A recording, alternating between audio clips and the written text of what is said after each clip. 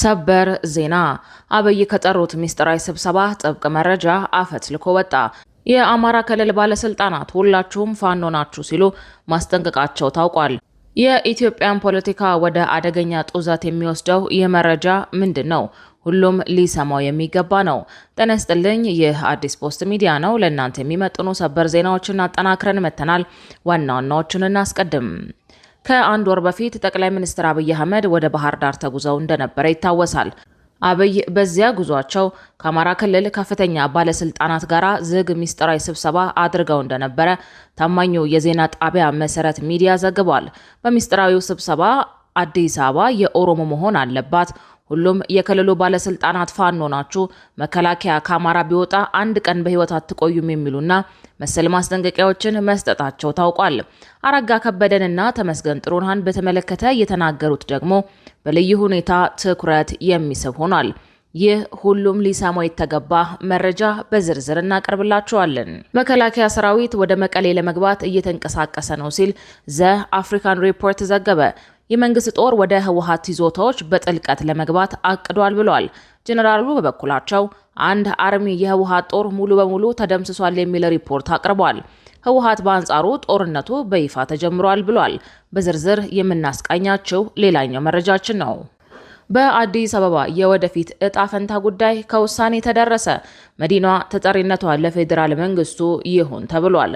የተወደዳቸው የቻናላችን ቤተሰቦች እነዚህንና ሌሎች መረጃዎችን አጠናክረናል። ቪዲዮን ላይክ አድርጋችሁ በመጀመር አብራችሁን ቆዩ።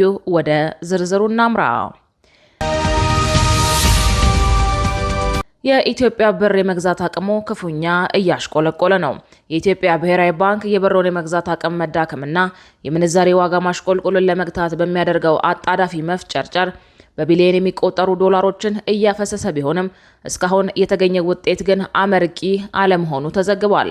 በማያቋርጥ ሁኔታ እያሽቆለቆለ ያለውን የብር ዋጋ ለመደገፍ በዚህ ዓመት ብቻ 2.2 ቢሊዮን ዶላር ያወጣው ማዕከላዊ ባንኩ ዛሬ ሐሙስ በመደበኛ መርሃ ግብር ያልተያዘ ልዩ ጨረታ በሚል ተጨማሪ 500 ሚሊዮን ዶላር ለገበያ እንደሚያቀርብ አስታውቋል። ይሁን እንጂ የነዳጅ ዋጋ መናር በኢትዮጵያ ኢኮኖሚ ላይ እየፈጠረ ካለው ከፍተኛ ጫና አንጻር ባንኩ እያደረገ ያለው የዶላር ጣልቃ ገብነት የብሩን ቁልቁለት ጉዞ ሊያስቆመው አልቻለም። ብሉምበርግ ከሚከታተላቸው 23 የአፍሪካ ሀገራት ገንዘቦች አንጻር ባለፈው አንድ ዓመት እጅግ ደካማ አፈጻጸም ያሳየው የኢትዮጵያ ብር በዚህ ዓመት ከዶላር አንጻር የ3.2 በመቶ የዋጋ ቅናሽ በማሳየት 1 ዶላር ወደ 162 ብር ገደማ ደርሷል። ከዚህም የባሰ በመደበኛው የውጭ ምንዛሬ ገበያ ወይም በጥቁር ገበያ 1 ዶላር በ180 ብር አካባቢ እየተመነዘረ ሲሆን ይህም ከመደበኛው የምንዛሬ ተመን በ15 በመቶ ብልጫ አለው። በቅርቡ የኢትዮጵያ ብሔራዊ ባንክ ለገበያ ያቀረበው የዶላር ጨረታ ከቀረበው መጠን 4 እጥፍ የሚበልጥ የግዢ ጥያቄ መስተናገዱ ሀገሪቱ ምን ያክል የከፋ የውጭ ምንዛሬ እጥረት ውስጥ እንደምትገኝ አሳይቷል። የዓለም አቀፉ የገንዘብ ድርጅት IMF ድጋፍ ባደረገለት የኢኮኖሚ ማሻሻያ አካል በመሆን እንደ አውሮፓውያን አቆጣጠር በ2024 ከተደረገው ከፍተኛ የምንዛሬ ተመን ማስተካከያ ወይም ዲቫሉዌሽን ወዲህ የኢትዮጵያ ብር በከፍተኛ ጫና ውስጥ ቆይቷል። በተጨማሪም በኢራን ግጭት ሳቢያ የተፈጠረው የነዳጅና የመዳበሪያ ዋጋ መጨመር እንዲሁ በመካከለኛው ምስራቅ ከሚሰሩ ኢትዮጵያውያን የሚላከው የውጭ ምንዛሬ መቀነስ ችግሩን ይበልጥ አባብሰውታል። ኢትዮጵያ በነዳጅ አስመጭነት ላይ በእጅጉ ጥገኛ በመሆኗ በዓለም አቀፍ የኃይል ዋጋ መጨመር በምንዛሬዋ ላይ ከባድ ጫና ያሳርፋል። ሀገሪቱ ከወርቅ የውጭ ንግድ ከፍተኛ ገቢ እያገኘች ቢሆንም ማዕከላዊ ባንኩ በገበያው ላይ የሚያደርገው ተደጋጋሚ ጣልቃ ገብነት የውጭ ምንዛሬ ክምችቷን አደጋ ላይ እየጣለው ይገኛል።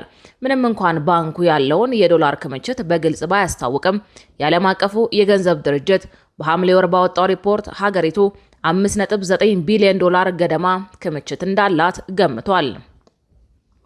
በሌላ በኩል ደግሞ መንግስት ለነዳጅ ድጎማ የሚያወጣውን ተጨማሪ ወጪ ጨምሮ በተለያዩ ተያያዥ ምክንያቶች ከሐምሌ ወር በጀመረው የበጀት ዓመት የሀገሪቱ የበጀት ጉድለት ይበልጥ ሊሰፋ እንደሚችል ተጠቁሟል። በቀጣይ መረጃ በአዲስ አበባ የወደፊት እጣ ፈንታ ጉዳይ ከውሳኔ ተደረሰ።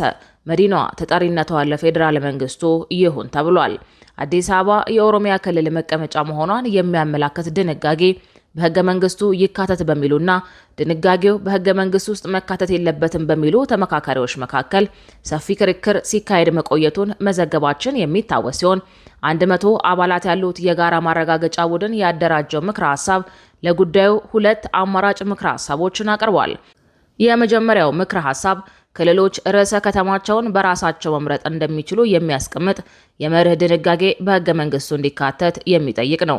ሁለተኛው ምክረ ሀሳብ ደግሞ በህገ መንግስቱ አንቀጽ 49 ንዑስ አንቀጽ 5 ላይ አዲስ አበባ የኦሮሚያ ክልል መቀመጫ ከመሆኗ ጋር በተያያዘ ከተማዋንና ክልሉን የሚመለከቱ ጉዳዮች በህግ ይወሰናሉ የሚል ድንጋጌ እንዲካተት የሚጠይቅ ነው። እነዚህ አማራጭ ምክረ ሀሳቦች በምን አይነት ሁኔታ እልባት እንደሚያገኙ የሚያመላክት አገላለጽ በሰነዱ ላይ አለመካተቱን ምንጮች ገልጸዋል። በምክረ ሀሳቦች ዙሪያ ላይ በተደረገው ምክክር ጥያቄ ሲያስነሱ የነበሩ የትርጓሜ ጉዳዮች በባለሙያዎች ትንተና እንዲሰጥባቸው በምክረ ሀሳቡ ላይ መካተቱም የተሰማ ሲሆን ተጠሪና አካል እንዲሁም ርዕሰ ከተማና መቀመጫ የሚሉ አገላለጾችን በሚመለከት ግልጽ የቃላት አጠቃቀም በህግ እንዲደነገግ ተጠይቋል። በተጨማሪም በህገ መንግስቱ አንቀጽ 49 ንዑስ አንቀጽ 5 የተቀመጠውን ኦሮሚያ ክልልና አዲስ አበባን የሚያስተሳስሩ አስተዳደራዊ ጉዳዮችን በተመለከተ ክልሉ ያለው ልዩ ጥቅም ይጠበቅለታል የሚለው ድንጋጌ ወጥቶ የጋራ ተጠቃሚነትን በሚያረጋግጥ አዲስ ድንጋጌ እንዲተካ ምክረ ሀሳብ ቀርቧል። በአዲስ አበባና ሸገር ከተሞች መካከል የተጀመረው የወሰን ማካለል ስራ ተጠናቆ አዲስ አበባ ህጋዊ እውቅና ያለው ወሰን እንዲኖራት የሚጠይቅ ምክረ ሀሳብም ቀርቧል። በወሰን ማካለል ስራ ውስጥ የፌዴራል መንግስት፣ የኦሮሚያ ክልል መንግስትና የአዲስ አበባ ከተማ አስተዳደር ህጋዊ አካሄዶችን የተከተለ ሚና እንዲኖራቸውም ምክረ ሀሳቡ ተጠይቋል። በከተማዋ ለህዝባዊ ቦታዎች፣ ተቋማት እንዲሁም ቅርሶች የሚሰጡ ስያሜዎች ህብረ ብሔራዊነትንና ሌሎች የማንነት መገለጫዎችን ያማከሉ እንዲሆኑ በምክረ ሀሳብ መቅረቡንም ምንጮች ነግረውናል። የአዲስ አበባ ከተማ የስራ ቋንቋዎች ደግሞ የፌዴራል መንግስት የስራ ቋንቋዎች ማለትም አማርኛ፣ አፋን ኦሮሞ፣ ትግርኛ፣ ሶማሌኛና አፋርኛ እንዲሆኑ ምክረ ሀሳብ ቀርቧል። በሌላኛው መረጃችን መከላከያ ሰራዊት ወደ መቀሌ ለመግባት እየተንቀሳቀሰ ነው ሲል ዘ አፍሪካን ሪፖርት ዘገበ። የመንግስት ጦር ወደ ህወሓት ይዞታዎች በጥልቀት ለመግባት አቅዷል ብሏል። ጀነራሉ በበኩላቸው አንድ አርሚ የህወሓት ጦር ሙሉ በሙሉ ተደምስሷል የሚል ሪፖርት አቅርቧል። ህወሓት በአንጻሩ ጦርነቱ በይፋ ተጀምሯል ብሏል። ባለፉት 3 ተከታታይ ሳምንታት በህወሓት ጦር ላይ የተወሰዱት ሰርጂካል ኦፕሬሽን የቡድኑን የማድረግ አቅም ያንኮታኮቱ ሆኗል። በተለይም በሸረሪና የደረሰበት ኪሳራ የህወሓት ሰዎች ቋንቋ ፍጹም የተደበላለቀና የመከላከያ ሰራዊትን የዝግጁነት አቅም እያሳዩ ነበረ። ቡድኑ ላይ ስለደረሰው ኪሳራ የቀድሞ የቡድኑ ከፍተኛ ጀነራል በይፋ ተናግረዋል። ከ1 ዓመት ተኩል በፊት ከህወሓት አፈንግጠው በአፋር የነጻ መሬት ታጣቂ ቡድን ያደራጁት ብርጋዴር ጀነራል ገብረ እግዚአብሔር በየነ ወይም ወዲያን ጥሩ የህወሓት አንድ አርሚ ጦር መደምሰሱንና አሁን ላይ እንደሌለ ተናግረዋል። በውጊያው ሂደት ላይ የዘመኑ የቴክኖሎጂ አጠቃቀምና የመሳሪያዎች ሚና ከፍተኛ ተጽዕኖ ማሳደሩን የጠቆሙት ጀነራሉ 11ኛ አሃዱ ወይም አርሚ 13 በመባል የሚጠራው የቡድኑ የጦር ኃይል አሁን ላይ የሌለ መሆኑን አስታውቀዋል። ጦሩ በእግር እየተጓዘ ሲዋጋ የደረሰበት ጉዳት ከፍተኛ እንደነበርና ከነበሩት በ10 ሺዎች የሚቆጠሩ አባላት መካከል በአሁኑ ወቅት ጥቂቶቹ ብቻ መቅረታቸውን ገልጸዋል። ከ500 በላይ ቁስለኞችን የመከላከያ ሰራዊት እያከመና እየተንከባከበ እንደሚገኝ የቀሩትም ወደዚሁ እየመጡ እንደሆነ ጠቁመዋል። ቀደም ሲል በተካሄዱት ውጊያዎች በተሳተፉ ተዋጊዎች ላይ ከፍተኛ ሰብአዊና ቁሳዊ ኪሳራን መድረሱን ገልጸዋል። ያ ያለፈ ታሪክ መሆኑንና አሁን ግን ትኩረታችን ትውልዱን ማዳን ላይ መሆን አለበትም ብለዋል። ከነዚህም በኋላ በክልሉ የሚደረግ ማንኛውም ጦርነት የትግራይን ህዝብ ጥያቄ ለመፍታት ያለመ አለመሆኑን ጠቅሰው የጥፋት ጦርነት አይበቃኝም፣ እዋጋለሁ፣ እረብሻለሁ የሚለው የህወሓት ቡድን ህዝቡ ላለፉት መከራዎች መዳረጉንና ከትግራይ ህዝብ ጠላቶች ጋር መቆሙን አስረድተዋል።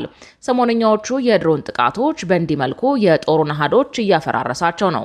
ካለፈው ግንቦት ወር አንስቶ ቡድኑ ላይ የተወሰዱት የአየር ጥቃቶችን በተመለከተ ሰፊ ዘገባ ይዞ የወጣው ዘ አፍሪካን ሪፖርት በጥቃቶቹ የመከላከያ የበላይነት መታየቱን ገልጾ መንግስት ወደ ህወሓት ጥልቅ ይዞታዎች ለመግባት ማቀዱን ፍንጭ የሚሰጡ እርምጃዎች እየተወሰዱ ነው ተብሏል። ነሐሴ 12 ቀን 2018 ዓ.ም ከመቀሌ ከተማ 15 ኪሎ ሜትር ርቀት ላይ በምትገኘው ዳንደራ መንደር እንዲሁም ከዚህ ቀደም ብሎ በነሐሴ መጀመሪያ ላይ በራያ አላማጣ ወይም መርዋና በምዕራብ ትግራይ ወይም ሸረሪና አካባቢዎች የድሮን ጥቃቶች መፈጸማቸውን ያስታወሰው ዘገባው ጥቃቶቹ ቀስ በቀስ ወደ መቀሌ እየቀረቡ በመምጣታቸው መንግስት መቀሌን ለመቆጣጠር እቅድ ነድፎ እየተንቀሳቀሰ መሆኑን ፍንጭ የሚሰጥ ነው ብሎታል። እንደ የአክሌድ ያሉ ዓለም አቀፍ የግጭት መከታተያ ተቋማት ተንታኞች በበኩላቸው በጥቃቶቹ የታዩት ወታደራዊ እንቅስቃሴዎች መንግስት በሙሉ ጦርነት ከማድረግ ይልቅ የትግራይ ኃይሎች ወደ ጎረቤት ክልሎችና የድንበር አካባቢዎች የሚያደርጉትን እንቅስቃሴ ለመግታት የታለመ የመከላከል ስትራቴጂ ወይም ዲፌንሲቭ ሚሊተሪ ስትራቴጂ አካል ሊሆን እንደሚችል ግምታቸውን እያስቀመጡ ነው። በመጨረሻም ከአንድ ወር በፊት ጠቅላይ ሚኒስትር አብይ አህመድ ወደ ባህር ዳር ተጉዘው እንደነበረ ይታወሳል። አብይ በዛ ጉዟቸው ከአማራ ክልል ከፍተኛ ባለስልጣናት ጋር ዝግ ሚስጥራዊ ስብሰባ አድርገው እንደነበረ ታማኙ የዜና ጣቢያ መሰረት ሚዲያ ዘግቧል። በሚስጥራዊ ስብሰባ አዲስ አበባ የኦሮሞ መሆን አለባት፣ ሁሉም የክልሉ ባለስልጣናት ፋኖ ናችሁ፣ መከላከያ ከአማራ ቢወጣ አንድ ቀን በህይወት አትቆዩም የሚሉና መሰል ማስጠንቀቂያዎችን መስጠታቸው ታውቋል። አረጋ ከበደንና ተመስገን ጥሩነህን በተመለከተ የተናገሩት ደግሞ በልዩ ሁኔታ ትኩረት የሚስብ ሆኗል። በኢትዮጵያ ሁለተኛው ትልቁ ነው የተባለለት የደጃዝማች በላይ ዘለቀ ዓለም አቀፍ አውሮፕላን ማረፊያ በጠቅላይ ሚኒስትር አብይ አህመድ ከ2 ሳምንታት በፊት መመረቁ ይታወሳል። በምረቃ መርሃ ግብሩ መልእክት ያስተላለፉት ጠቅላይ ሚኒስትር አብይ አህመድ በኢትዮጵያ ከቦሌ ዓለም አቀፍ አውሮፕላን ማረፊያ ቀጥሎ ሁለተኛው ትልቁ ተርሚናል እንደሆነ ተናግረዋል። ይህም በከተማዋ እየተገነቡ ላሉት የልማት ስራዎች ብስራትና ገበያ የሚያመጣ ነው ብለዋል። ለከተማዋ ለክልሉና ለመላው የኢትዮጵያ ሕዝብም ከፍተኛ ጠቀሜታ አለው ያሉት ጠቅላይ ሚኒስትሩ ይህንን ታላቅ ስራ ለሰራው የኢትዮጵያ አየር መንገድ ምስጋና አቅርበዋል። እንደዚህ ያለውን የልማት ስራ ለማስቀጠል በርከት ያሉ ስራዎችን በመስራት የከተማውን ገቢ ማሳደግና ዘላቂ ሰላምን ማረጋገጥ እንደሚያስፈልግም አስገንዝበዋል። ይሁንና ከንግግሮቹ ጀርባ ሌላ ንግግር እንደነበረ ምንጮቻችን ይናገራሉ። ከኢትዮጵያ ብሔራዊ የምክክር ኮሚሽንና ከብልጽግና ፓርቲ ከፍተኛ አመራሮች ውስጣዊ ስብሰባዎች ዙሪያ የሚወጡ ሚስጥራዊ መረጃዎች እንደሚጠቁሙት የጠቅላይ ሚኒስትር አብይ አህመድ አስተዳደር በሀገሪቱ የፖለቲካና የክልል ወሰን ካርታ ላይ መሰረታዊ ለውጥ ለማምጣት ያለመ ሰፊ የፖለቲካ እንቅስቃሴ እያካሄዱ ይገኛሉ። በቅርቡ በባህር ዳር የኤርፖርት ተርሚናል ምረቃ ሽፋን ተካሂዶ የነበረው ጉዞ ሌላው ዓላማ ከአማራ ክልል የዞንና የከፍተኛ አመራሮች ጋር በዝግጅት ተገናኝተው በአዲስ አበባና በድሬዳዋ የወደፊት ህገ መንግስታዊና አስተዳደራዊ ሁኔታ ላይ ስምምነት ለመፍጠር እንደነበረ የውስጥ ምንጮች ለመሰረት ሚዲያ ተናግረዋል። በውይይቱ ወቅት ጠቅላይ ሚኒስትሩ አዲስ አበባና ድሬዳዋ በኦሮሚያ ክልል ስር ካልተካለሉ በስተቀር የኦሮሞን ህዝብ ከተቃዋሚዎችና ታጣቂዎች መነጠል እንደማይቻል ገልጸው ይህ ውሳኔ ለመተግበር የክልሉ አመራር የፖለቲካ ድጋፍ እንደሚያስፈልገው አሳስበዋል። በዚህም ሂደት እኔ ግማሽ ደሜ አማራ ነው በማለትና የህዝብ ለህዝብ ቁርኝትን ለማሳየት የሞከሩ ቢሆንም የልዩነቶች መባባስ ግን የአማራ ክልልን አመራር ከፍተኛ ስጋት ውስጥ ጥሎታል። በአመራሩ መካከል ያለው ክፍተት እየሰፋ የመጣው በተለይም በአማራ ክልል ርዕሰ መስተዳደር አቶ አረጋ ከበደና በምክትል ጠቅላይ ሚኒስትር አቶ ተመስገን ጥሩነህ መካከል ባለው የስልጣንና የአቀራረብ ልዩነት ላይ ነው የሚሉት አንድ የመሰረት ሚዲያ የመረጃ ምንጭ ናቸው። ጠቅላይ ሚኒስትሩ አቶ አረጋ ከበደን ባለፉት 30 ዓመታት አማራ እንደሱ ያለ መሪ አላገኘም በማለት ቢያሞጋግሱትም በዝግ ስብሰባዎች ላይ ግን የአማራ ክልል ባለስልጣናትና የዞን አመራሮች የፌዴራል መንግስቱን አቅጣጫ እንዳይቀበሉ እንቅፋት ሆኗል በሚል በጽኑ ይተቹታል በማለት እነዚህ ምንጮች ይናገራሉ። ይህ የተገላቢጦሽ አካሄድ አመራሩን ለመከፋፈልና ጎጃምን ከጎንደር ለመነጠል የሚደረግ ስልታዊ እንቅስቃሴ እንደሆነ የክልሉ አመራሮች እንደሚረዱት ይነገራል። አሁን ባለው ውስጣዊ መረጃ አቶ አረጋን በጤና ምክንያት ወደ ፌዴራል ስልጣን በመቀየር በምትካቸው አብዱ ሁሴንን ለማስቀመጥና የታችኛውን የአመራር መዋቅር ለመቀየር እቅድ ተይዟል። ጠቅላይ ሚኒስትሩ መከላከያን ከክልሉ ባስወጣ በ24 ሰዓት ውስጥ በህይወት አትቆዩም የሚል ጠንካራ ዛቻ ማቅረባቸው ቢነገርም የክልሉ አመራሮች ይህንን የማስፈራሪያ ስልት እንደሆነ በመቁጠር ማስተካከያ ለማድረግ አልተስማሙም። በሌላ በኩል በአማራ ክልል እየተባባሰ የመጣው የደህንነት ስጋት በቅርቡ በፋኖ በኦሮሞ ነጻነት ሰራዊት ወይም ኦኤልኤ እና በህወሓት ታጣቂዎች መካከል ተደረገ የተባለው የጋራ ጥምረት ስምምነት ይፋ በመደረጉ የፌዴራል መንግስቱ የመከላከያ ሰራዊት ብቻውን ይህንን ጫና መሸከም እንደሌለበት አቋም መያዙ ታውቋል። በመሆኑም በክልሉ ሰፊ የሚሊሻና የወጣቶች ምልመላ እንዲካሄድ አቅጣጫ ባስቀመጠበት በዚህ ወቅት የክልሉን ከፍተኛ አመራር በአጭር ጊዜ ውስጥ መቀየር አያዋጣውም የሚል ግምገማ አለ የሚሉት ሌላኛው አመራር ናቸው። ዘገባው የመሰረት ሚዲያ ነው። ክቡራትና ክቡራን የአዲስ ፖስት ሚዲያ ቤተሰቦቻችን ለሰዓቱ የተዘጋጁት መረጃዎች እነዚህን ይመስሉ ነበር። መረጃዎቻችንን እስከ ፍጻሜው ድረስ ስላደመጣችሁ ከልብ እናመሰግናለን።